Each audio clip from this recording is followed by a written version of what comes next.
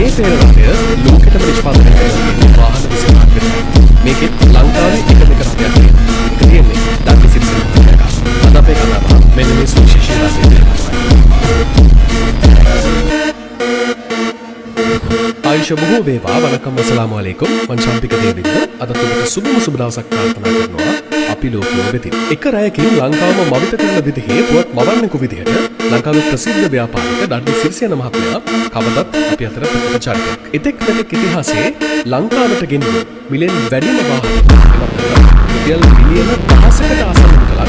ඔහු විසින් කාය කරන අලුයම රෝල්ස් රොයිස් එකක් මෙවැනි සමාජ මාධ්‍ය ඔස්සේ සෑහෙන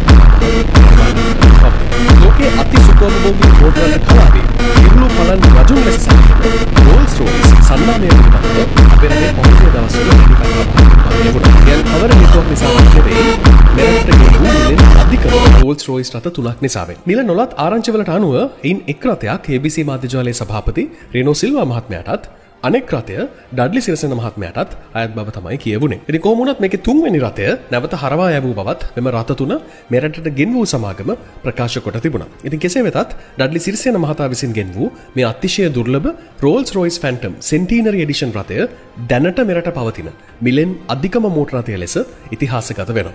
ඒ වගේම ලෝකයේ නිෂ්පාදනය කර තිබෙන මේ වර්ගයේ අතිශය දුර්ලභ වාහන 25න් එකක් විදිහටත් මේ නම් දරා තිබෙනවා. අද අපේ කතාබහ මේ විදිහට දිගහැරෙන්නේ ඩඩ්ලි සිරිසේන මහත්මයා විසින් මිලදීගත් මේ අතිශය දුර්ලභ රෝල්ස් රොයිස් රථය පිළිබඳවයි. වසර 100ක සංවත්සර සංස්කරණයේ ඉතිහාසය. රෝල්ස් රොයිස් සමාගමේ ආරම්භය සනිටුහන් වෙන්නේ 1904 වර්ෂයේදී චාල්ස් රෝල්ස් සහ හෙන්රි රොයිස් යන දෙපළගේ හමුවීමත් එක්ක.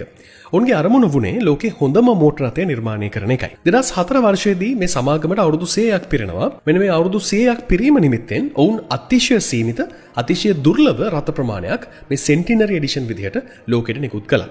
ඒකෙන් අනතුරුව රෝල්ස් රොයිස් සමාගමේ ප්‍රමුඛතම මාදිලිය වන මිල අධිකම මාදිලිය වන ෆැන්ටම් සඳහාත් අවුරුදු 100ක් පිරීම නිමිත්තෙන් නිකුත් වූ විශේෂ සංස්කරණයක් තමයි අද අපි මේ කතා කරන සෙන්ටිනරි එඩිෂන් විදිහට හඳුන්වන්නේ. මේ රථ නිෂ්පාදනය කරනු ලබන්නෙම පාරිභෝගිකයාගේ අවශ්‍යතාවය පරිදි අතින් නිමවන ලද අතිශය උසස් අමුද්‍රව්‍ය භාවිත කරමින්. ඒ වගේම තමයි මේකේ තියෙන මිලෙන් අධික බව නිසාම මේ වගේ රථ මිලදී ගන්නත් පුළුවන් ලෝකේ ප්‍රමුඛ පෙළේ ඉහළ පෙළේ සුපිරි ධනවතුන්ටම විතරයි. ඉතින් ඒකත් විශේෂ කාරණයක්. ලෝකයා මවිත කරවන සුවිශේෂී ලක්ෂණ. රෝල්ස් රොයිස් ෆැන්ටම් මේ සෙන්ටිනරි එඩිෂන් රථයේ තියෙන විශේෂාංග සාමාන්‍ය වාහනයක විශේෂයෙන්ම සාමාන්‍ය රෝල්ස් රොයිස් වාහනයකවත් දකින්න බැරි තරම් අති විශේෂ වෙනවා. ඒකෙන් පළවෙනිම කාරණය තමයි මේ රතු පැහැති RR ලාංඡනය. රෝල්ස් රොයිස් සමාගමේ මුල් කාලේදී ලාංඡනය රතු පැහැයෙන් යුක්ත වුණා 1930